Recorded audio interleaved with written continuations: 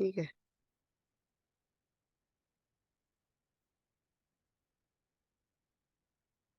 Assalamualaikum warahmatullahi wabarakatuh. Di sini kami dari tim pengembangan skala mindset belajar pada siswa sekolah menengah atas. Perkenalkan, saya Veronica Dwi Lestari dan rekan saya Fatima Azhara dari Universitas Muhammadiyah Magelang. Di sini kami akan mempresentasikan hasil penelitian kami.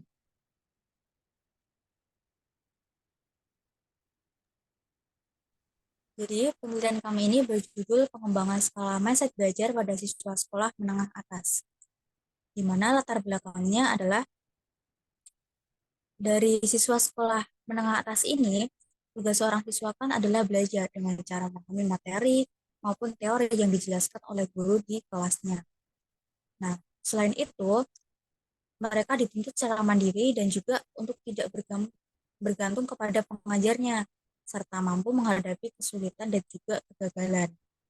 Dalam proses pembelajarannya sendiri, fokusnya adalah untuk meningkatkan keterampilan, kecerdasan, pengetahuan, dan kepribadian sebagai bekal dalam melanjutkan pendidikan perguruan tinggi. Oleh karena itu, siswa harus sadar terhadap tanggung jawabnya, sehingga muncul motivasi untuk mengukur sebuah prestasi. Nah, untuk dalam menghadapi kesulitan dan hambatan sendiri, siswa itu harus berusaha semaksimal mungkin, entah itu dalam memperbaiki nilai, kemudian agar puas dalam tugasnya. Tetapi siswa juga mengalami hal yang namanya pasif ataupun pasrah dalam menghadapi kegagalan tersebut.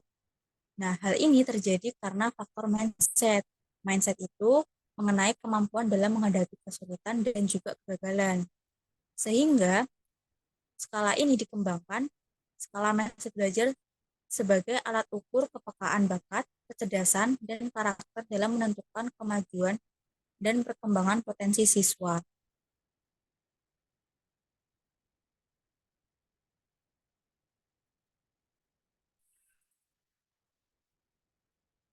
Untuk tujuan penelitiannya adalah untuk mengatasi minimnya penelitian dan pengembangan alat ukur terkait mindset, serta membantu individu mengetahui jenis mindset belajar yang dimiliki.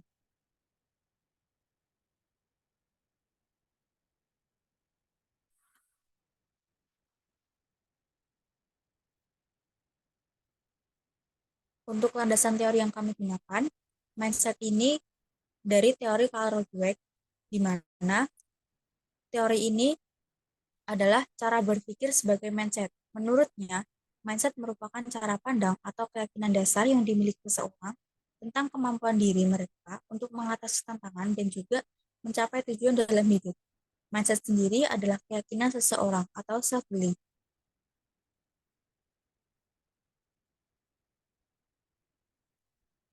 Mindset ini terdiri atas dua jenis, yaitu fixed mindset dan growth mindset. Fixed mindset sendiri adalah keyakinan bahwa kualitas-kualitas pada diri seseorang sudah ditetapkan sejak lahir dan tidak dapat diubah. Sedangkan growth mindset sendiri, individu meyakini bahwa kualitas diri dapat berkembang melalui upaya, pengalaman, dan pembelajaran. Nah, mindset sendiri ini dikembangkan ada dua jenis, di mana kedua jenis ini terdapat 7 aspek di dalamnya. Ada intelligence, challenge, obstacles, effort, criticism, success of other, and result. Dalam pola pikir fixed mindset ini, atau pola pikir yang diyakini sejak lahir, cenderung menghindari tantangan karena takut akan kegagalan, pola pikir menyerah, kemudian mereka akan menyerah dengan kritik yang bersifat membangun atau mengabaikan, kemudian juga melihat kesuksesan orang lain itu sebagai suatu hal yang mengancam, kemudian fixed mindset sendiri akan merasa tertekan ataupun merasa tidak mampu mencapai hasil yang lebih baik dari yang mereka miliki saat ini. Karena mereka berpanduan bahwa keyakinan itu kualitasnya dari diri seseorang, sudah ditetapkan sejak lahir dan tidak bisa diubah, sehingga ketika mereka ingin merubah dirinya ke arah yang lebih lanjut, mereka sudah terpaku pada keyakinan dirinya yang sudah tidak dapat diubah, sehingga ya mereka masih tidak bisa berkembang. Kemudian untuk growth mindset sendiri, itu mereka yakini bahwa kualitas diri mereka bisa berkembang baik dari upayanya, pengalaman, dan pembelajarannya. Hal ini bisa dikembangkan dengan usaha dan dedikasi, sehingga seperti tantangan itu bisa dianggap sebagai kesempatan untuk belajar dan tumbuh. Individu bisa memiliki sifat pantang menyerah ketika menghadapi hambatan. Usaha itu dianggap sebagai jalan menuju kesuksesan, sedangkan kritik dianggap sebagai sarana untuk belajar dan berkembang. Sehingga dengan growth mindset sendiri akan menginspirasi seseorang untuk lebih sukses dan percaya bahwa kesuksesan itu di luar batasan kemampuan yang ada.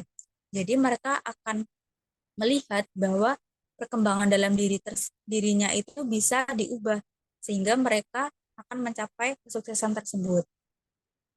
Nah, jadi pola pikir yang dimiliki individu, baik fixed mindset maupun growth mindset sendiri, bisa berpengaruh terhadap motivasinya, kemudian pencapaiannya, dan cara menghadapi tantangan dalam kehidupan, khususnya dari seseorang ketika mereka belajar.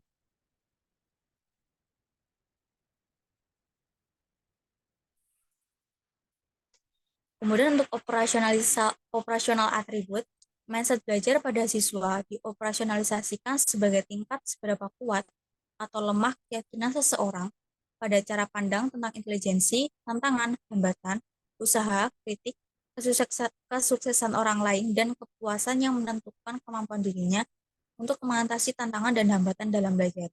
Jadi penting bagi siswa untuk memiliki growth mindset karena hal ini bisa memotivasi mereka untuk mengatasi tantangan maupun hambatan dalam belajar, serta untuk melihat kegagalan sebagai kesempatan untuk tumbuh.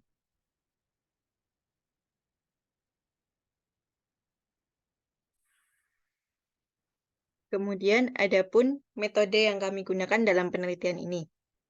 Yang pertama adalah tahap pengembangan skala psikologi.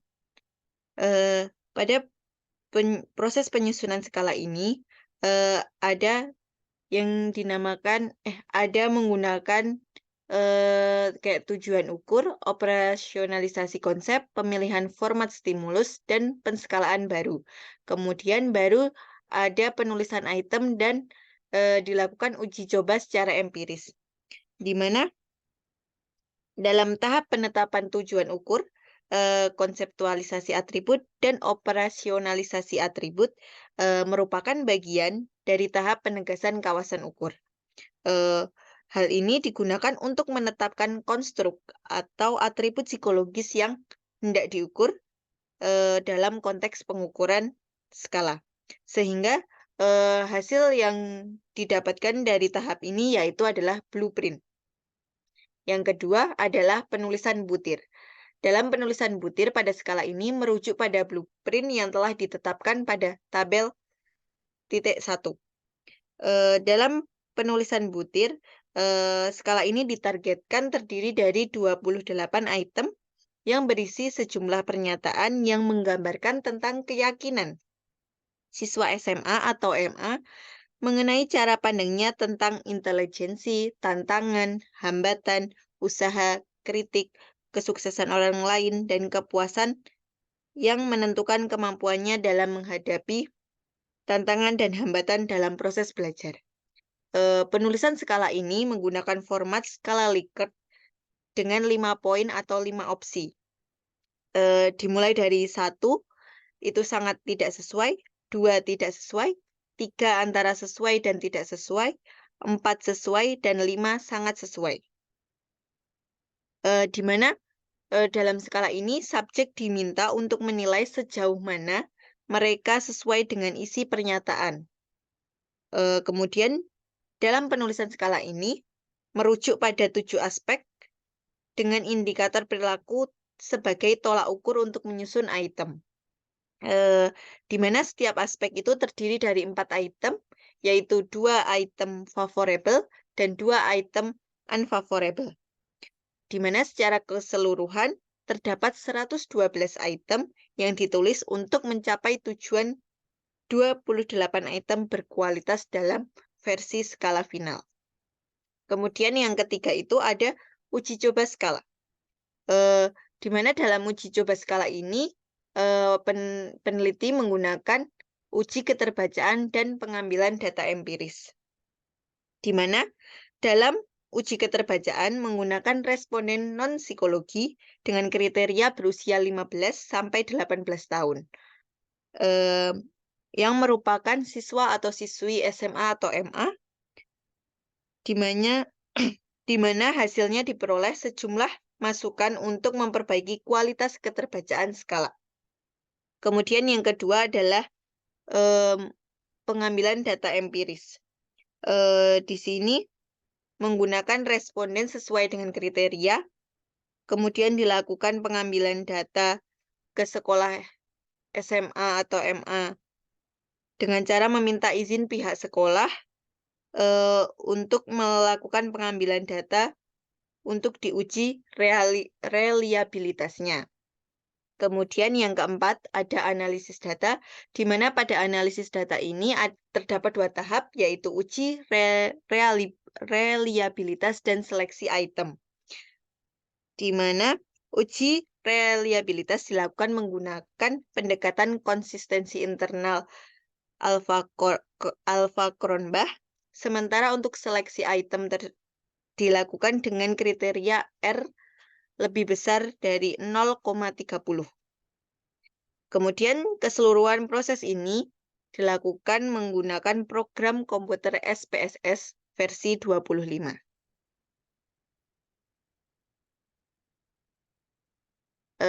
Ini merupakan blueprint yang disampaikan pada penulisan butir tadi. Jadi untuk blueprintnya seperti ini. Kemudian masuk pada hasil dan pembahasan.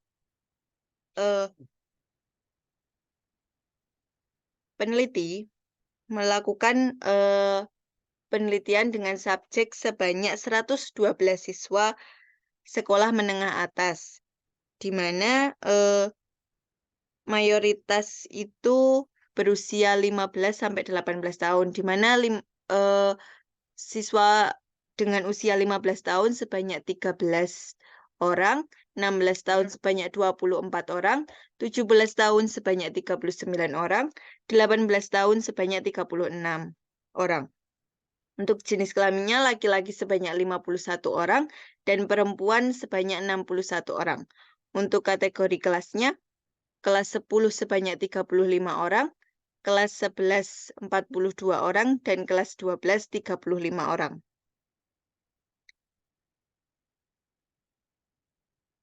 Kemudian dilakukan uji reliabilitas, di mana uji reliabilitas dilakukan terhadap skala secara terpisah, di mana skala Grommenset diuji reliabilitas terpisah dan skala Figmenset juga dilakukan uji reliabilitas secara terpisah. Dalam peneliti awalnya itu melakukan pengujian reliabilitas awal itu secara menggabungkan antara Figmenset dan Grommenset. Namun setelah diuji ternyata diperoleh hasil bahwa item favorable itu gugur semua dan hanya tersisa item unfavorable. Kemudian kami melakukan eksplorasi dengan menghitung reliabilitas secara masing-masing antara Grommenset dan Figmenset. Untuk yang Grommenset didapatkan Alpha-Cronbach sebesar 0,954, di mana hampir seluruh item itu lolos. Untuk yang Figmenset juga dilakukan uji reliabilitas secara terpisah dengan Alpha-Cronbach sebesar 0,953. Sehingga dari pengujian reliabilitas secara terpisah antara Grommenset dan Figmenset didapatkan skala final sebanyak 28 item dengan 14 item skala Grommenset dan 14 item pada skala Figmenset. Pembahasan di mana peneliti berhasil mencapai tujuan untuk mengembangkan skala mindset belajar dengan kualitas reliabilitas yang sangat tinggi. Skala ini terbagi menjadi dua bagian, yaitu skala Figmenset dan Grommenset. Hasil penelitian ini serupa dengan penelitian terdahulu di mana mendapatkan konstruk berbeda yang berdiri sendiri antara growth mindset dan fixed mindset.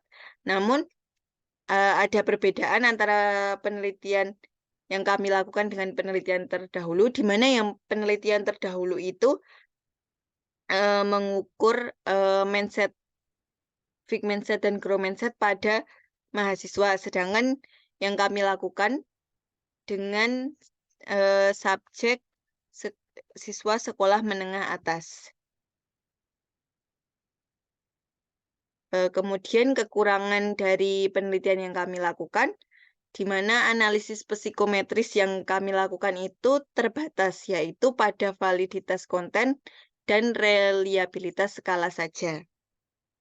Adapun saran untuk penelitian selanjutnya, semoga bisa sampel yang digunakan itu sebaiknya menggunakan ukuran sampel yang lebih besar, agar skala ini tuh dapat dimanfaatkan dalam konteks yang lebih luas.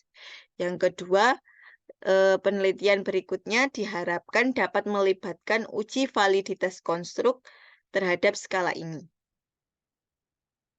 Sekian presentasi yang dapat kami sampaikan. Ada kurang lebihnya mohon maaf. Wassalamualaikum warahmatullahi wabarakatuh.